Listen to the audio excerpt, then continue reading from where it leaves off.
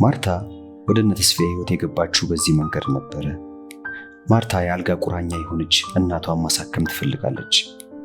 ወደዚህ ምድር ላመጣቻት ዋጋ ለከፈለችላት እናቷ ልጅ ወልዳ የአብራኳን ክፋይ ከደሟ ደም የቀዳ ከስጋዋ ስጋን የለበሰ ልጅ ወልዳ ለእናቷ መድረስ ትፈልጋለች።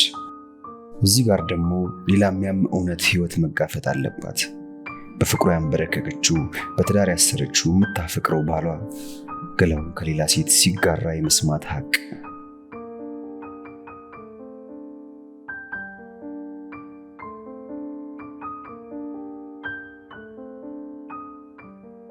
ይህ ለሕይወት ህመም ነው።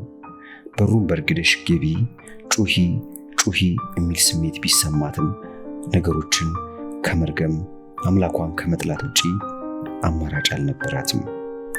ሁሉንም መከራዎች፣ ሁሉንም ስቃዮች መቻል አለባት።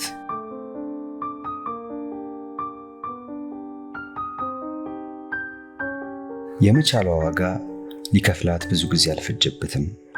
ማርታ የተስፋዬን ዘር በሆዷ በቀለች። ችግር ያገናኛቸው ልቦች በማርታ ማርገዝ በደስታ ዘለሉ።